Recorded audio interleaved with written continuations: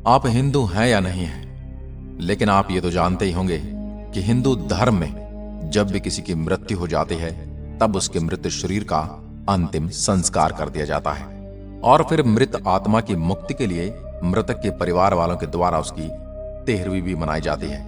परंतु क्या कभी सोचा है कि आखिर 13वीं मनाई क्यों जाती है और इससे उस मृत आत्मा को क्या फल मिलता है? हिंदू धर्म के अनुसार किसी भी व्यक्ति की मृत्यु के पश्चात उसका अंतिम संस्कार होता है और अगले 13 दिन तक मृतक की आत्मा की शांति के लिए पिंडदान किए जाते हैं। 13वें और अंतिम दिन 13वीं मनाए जाने का नियम है। ऐसा कहा जाता है कि जिस भी व्यक्ति की मृत्यु के पश्चात पिंडदान नहीं किया जाता उस व्यक्ति की आत्मा को कष्ट उठाना पड़ता है। गरुड़ पुराण में काफी विस्तार से इन सब चीजों का महत्व बताया गया है। अंतिम संस्कार से लेकर 13वीं की पूजा तक क्या महत्व है, इससे मृतक की आत्मा को शांति मिलती है और उसके अभाव में उनकी आत्मा को क्या कष्ट सहने पड़ते हैं, इन सभी विषयों पर गरुड़ पुराण में उल्लेख किया गया है। गरुड़ पुराण के अनुसार जब किसी भी व्यक्ति की मृत्यु होती है तो यमलोक से स्वयं यमराज उसे लेने आते हैं। उसके पश्चात उस व्यक्ति को पृथ्वी लोक से यमलोक ले जाया जाता है और वहां उसका पूरा जीवन फिर से दिखाया जाता है। जीवन भर में जो भी अच्छा या बुरा किया है वो सब उसके यमलोक में देखने को मिलता है। ये सिलसिला लगभग 24 घंटे तक चलता है। इसके बाद यमराज उस व्यक्ति की आत्मा को वापस ले आते हैं और उसके परिवार के सदस्यों के बीच छोड़ देते हैं। इस स्थिति में व्यक्ति की आत्मा काफी कमजोर होती है और उसमें इतनी शक्ति नहीं होती कि वे स्वयं मृत्युलोक से चलकर यमलोक तक जा सके। इस तरह से अगले 13 दिन तक यह आत्मा अपने परिवार के सदस्यों के बीच ही भटकती रहती है।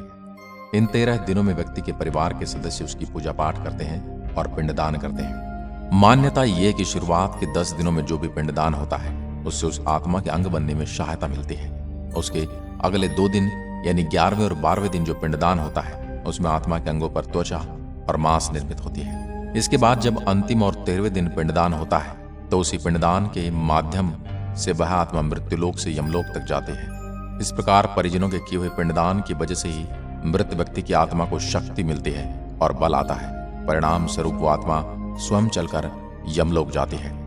किसी भी व्यक्ति की आत्मा को मृत्युलोक से यमलोक तक का सफर तय करने में लगभग 1 वर्ष का समय लगता है।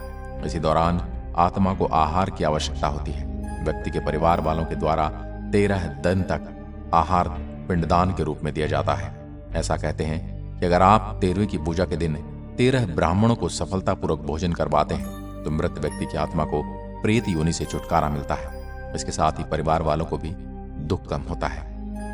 यदि कोई मृतक के परिवार को मृत्यु भोज के लिए विवश करता है यानी कि क्षमता से अधिक लोगों को भोजन कराने के लिए विवश करता है अथवा उसे मृत्यु भोज के लिए पैतृक संपत्ति को बेचने के लिए कहा जाता है तो ऐसे मनुष्य को यमदूत कभी क्षमा नहीं करते।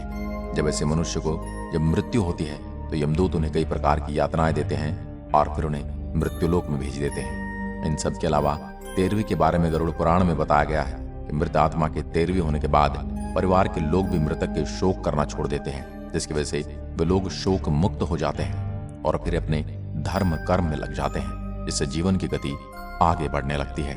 जहां एक और गरुड़ पुराण में 13वीं पूजा के लाभ लिखे हैं वहीं इस पिंडदान के न होने पर आत्मा को होने वाले कष्टों की भी व्याख्या की गई है। कहते हैं अगर व्यक्ति के मृत्यु के पश्चात उसके परिजन उसका पिंडदान नहीं करते उस व्यक्ति की आत्मा को शक्ति नहीं मिलती और जब यमराज उसे लेने आते हैं तो उसे मृत्युलोक से यमलोक तक उसे घसीट कर ले जाते हैं, जिसके कारण आत्मा को अति पीड़ा सहनी पड़ती है। यही कारण है कि हिंदू धर्म में व्यक्ति की मृत्यु के बाद इन 13 दिनों का इतना अधिक महत्व है।